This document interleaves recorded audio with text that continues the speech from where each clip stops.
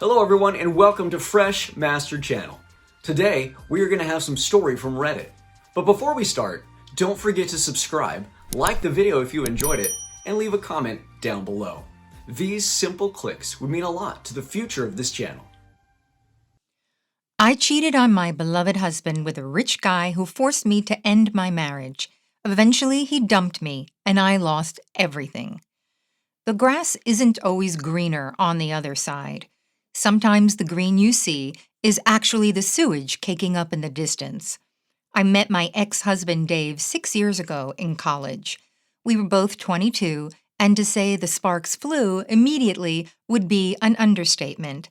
Within 2 years of dating, he asked me to marry him, and I said yes. Dave is a smart, funny, and extremely creative man. He majored in digital animation and aspired to be, in his own words, the digital Walt Disney. He had a way of explaining the worlds he created and the characters in his mind with such detail that it left you with wonder. He had a singular focus to find a work in his profession after we graduated, but getting into show business in and of itself is hard, let alone animation, a fact that we'd find out soon in married life. We uprooted from our home state of Washington and went south to California to be closer to Hollywood. I studied education and became a school teacher. He took on odd jobs and freelance animation projects to try and get his foot in the door with any of the big animation studios. For the first couple years, I accepted that this was how it was trying to break into the biz. But over time, my optimism turned to pessimism. Los Angeles is not cheap, and getting by on a teacher's salary and what he made from the few gigs he'd get wasn't going to be sustainable long term. I started to get impatient with his lack of progress. My impatience soon devolved into resentment, and it trickled down into every aspect of our marriage. 3 years it continued like this. Just when it looked like he might catch his big break, nothing happened. Yet he'd plead with me that he had to stick to his plan, that his hard work would pay off. I could see it with all of the bills we were barely keeping at bay. During this stretch, our relationship started to fall off, and when I say fall off, I mean more like tumble off the edge of a bottomless chasm. Dave's dream was becoming my nightmare, and I just couldn't stand being around him at times. Every waking moment, he'd be working on his what I called stupid projects. Yes, we went and had dates. We met friends we'd hang out with. But Dave's failure to launch his career in animation was taking a toll on me. I decided I'd take my frustration out by hitting the gym, and hit it I did.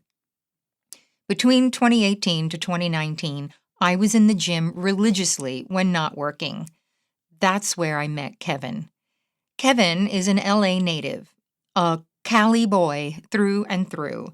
When I started, I wasn't in completely bad shape, which is why I think Kevin took an interest in me.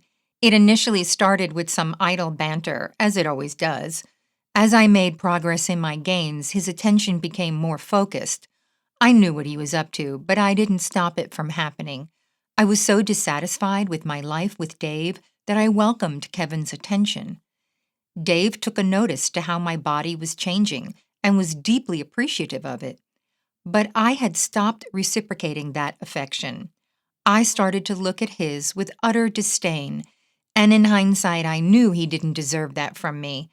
I denied him affection and intimacy, which was a horrible, disgusting thing to do to him.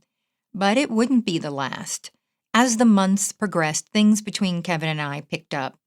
Pretty soon I was going to see him outside of the gym. We were going on full-on dates.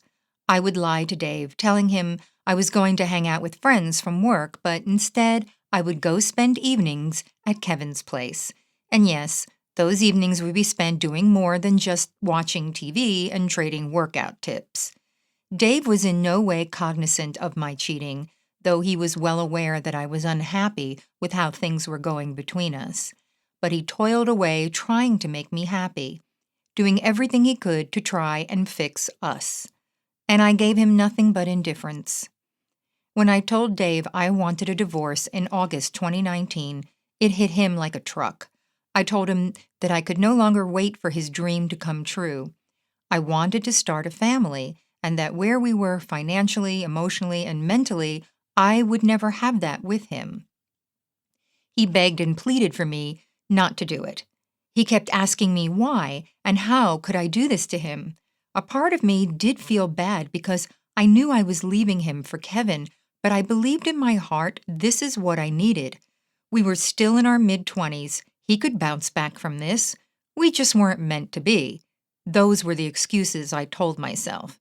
As we lived in California, I decided I wasn't going to destroy him in the divorce. All I asked for was half of what I had brought into the marriage. We were living in a one-bedroom apartment with no real assets to our name, so there wouldn't be much to get in the first place. Meanwhile, he, our friends, and our families had no clue about Kevin. Kevin, however, did know I was married and on the rocks. It was he himself that convinced me to leave Dave for him. By November 2019, I was divorced from Dave and slowly inched my way to being with Kevin full-time. By the time COVID hit California full stop, I'd realized how much of a horrible choice that was. Hanging out with Kevin and living with him were two completely different things. I won't go into detail, but it dawned on me how much I truly missed the things Dave would do that Kevin didn't. Like the little doodles Dave would draw on Post-its and leave in spots he knew I would find, or how he'd always bring me food when I was grading papers. It's all of the little things that started to build up. I also came to the realization that in terms of the Zex, newer isn't necessarily better. There were things that Dave knew about me sexually that Kevin never even bothered trying to learn. We hooked up. That's exactly it. We hooked up. There was never any lovemaking, never any tender moments spent together. And now I was quarantined with him. The first couple months, I told myself this was right. But by June 2020, the revelation that ducked up royally began to sink in. But this was around the time that I'd also let the cat out of the bag that I'd moved into a new relationship to everyone. As you'd expect, Dave was crushed. He sent me a long email talking about how he was deeply hurt by the idea that I'd moved on in just 6 or so months, but ultimately, he just wanted me to be happy. I wanted so much to come clean to him about everything then and there, but I knew I couldn't. I'd cheated on him for months, lied to him, and left him for another man, essentially. I couldn't bring myself to doing that to him, but it tore my soul apart reading his words, knowing now that my own selfishness cost me this beautiful soul, all because I couldn't just sit down, shut up, and wait for his plan to come into fruition. Fate, it seems, isn't without a sense of irony, though, as just a couple of months after that email, I'd come to find out that Dave had partnered up with 2 other freelancers he'd worked with on past projects to start their own studio. With the mass exodus from Los Angeles, finding office space for the study wasn't hard at all, and they could still work from home if they wanted. I also found out through a mutual friend in his field that they'd put out their first project that was going viral on the internet. Finding this out made me feel like utter crap. Here I was believing me leaving him for Kevin was setting me free when it was the opposite. He was the one set free from a selfish, demanding bit of a wife. Kevin and I ended up splitting almost a year to the day that I told Dave I wanted a divorce, August 2020. The whirlwind romance we had ended with a small breeze. Months of being with each other showed that we were good as duck buddies, but not as a couple. I ended up moving into my own place a month later, and that's where I've been ever since, watching as Dave pieces his life back together and mourning the life I willingly destroyed. I look at his ArtStation profile often, and it's one of his shares from today that really gutted me. The title of the piece was My Muse, and it was a fully rendered illustration of a female's portrait, highly detailed with a watermark labeled for Cassandra 21. That's what he used to call me when he'd do portraits of me, his muse. Whoever Cassandra is, she's clearly picked up all of the pieces of Dave I left broken. I click on one of the tags, and lo and behold, she's also a digital artist and just as talented as Dave is. So not only in my absence did he find the focus to start his own studio, but he's found a woman that shares in his creative nature more than I ever possibly could. I will take the regret I feel for hurting Dave and walking away from him to my grave. Seeing that drawing prompted me to make this post after lurking this sub anonymously for months. How could I have been so stupid, stubborn, and blind? I don't know if there's even anything to gain posting this. I can never have him back, and even if he hadn't